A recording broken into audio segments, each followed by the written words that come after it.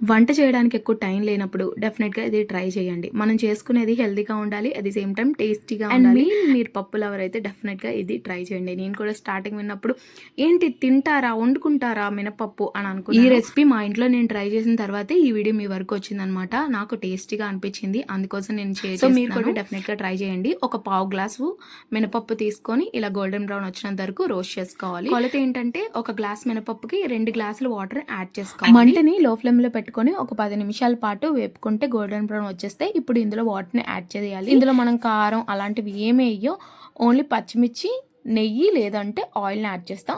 మన ఇంట్లో నెయ్యి ఉంటే నెయ్యి వేసుకుంటే ఇంకా బాగుంటుంది, ఆయిల్ వేసుకున్నా కూడా బాగుంటుంది. మీరు కారం బాగా తింటారు అంటే చక్కగా ఒక 10 పచ్చిమిర్చి వేసుకోండి. లేదు మేము తక్కువ తింటాము అంటే 6 నుంచి 7 వరకు వేయండి పావు గ్లాస్. మీరు క్వాంటిటీ తక్కువ తీసుకుంటే పచ్చిమిర్చి కూడా క్వాంటిటీ తక్కువగా తీసుకుని వేసుకోండి, ఎందుకంటే మనం మీ స్పైస్ లెవెల్ బట్టి యాడ్ చేసుకోవాలి. ఇప్పుడు గీ ఆర్ ఆయిల్ని యాడ్ చేసుకొని కుక్కర్ విజిల్ పెట్టేసుకోవాలి. 5 విజిల్స్ పెట్టుకుంటే చక్కగా ఉడికిపోతుంది. ఇక్కడ ఒక టిప్ ఏంటంటే మనం కుక్కర్ మూత పెట్టుకునేటప్పుడు ఒక్కొక్కసారి కుక్కర్ సరిగ్గా అవ్వదు కదా, మనం బెల్ట్ని అయితే నీళ్ళలో నానించి ఉంచాలంట, లేదు అంటే ఒకసారి తడిపి పెడితే చక్కగా విజిల్ అనేవి ప్రాపర్గా వస్తాయి అనేసి టిప్ చెప్పారు. ఆఫ్టర్ 5 విజిల్స్ తర్వాత ఇలా ఉంటుంది, ఆల్మోస్ట్ అంతా మెత్తగా అయిపోయింది. ఇప్పుడు పప్పు సుద్ద తీసుకొని మెదపాలి, కొంచెం సాల్ట్ యాడ్ చేసుకోవాలి. కల్లుప్పు వేసుకుంటే ఇంకా బాగుంటుందంట, అండ్ అట్టు ఇది కర్రల పొయ్యి మీద చేసుకుంటే ఇంకా బాగుంటుందని చెప్పారు. మీకు తగినంత సాల్ట్ని యాడ్ చేసుకొని చక్కగా పప్పు గుత్తు లేదు అంటే గరిటె పెట్టి మెదుపుకోండి.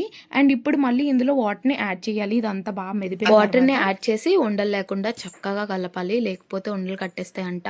ఇది ఉడికినంతసేపు కూడా మనం అక్కడే ఉండి కలుపుకోవాలి, లేదు అంటే అడుగు పట్టేస్తుంది అని చెప్పి. ఇది కుక్ అవుతున్న టైంలో మనం పోపుకి రెడీ చేసేసుకోవాలి. పోపుకి కూడా ఎక్కువ ఏముండవు, ఎండుమిర్చి, ఎల్లుల్లిపాయలు, కరివేపాకు అండ్ జీలకర్ర, ఆవాలు అలాంటివి ఏమీ వేయలేదు, ఓన్లీ ఇవే వేసారు. నెయ్యితో పోపు పెట్టుకుంటే ఇంకా బాగుంటుంది. ప్రెసెంట్ అయితే ఆయిల్తో పోపు పెట్టారు. కన్సిస్టెన్సీ అనేది ఇలా ఉంటే సరిపోతుంది. ఇప్పుడు పాన్ పెట్టుకొని పాన్ హీట్ అయిన తర్వాత తగినంత ఆయిల్ని యాడ్ చేసుకోండి, 3 to 4 టేబుల్ స్పూన్స్ దాకా.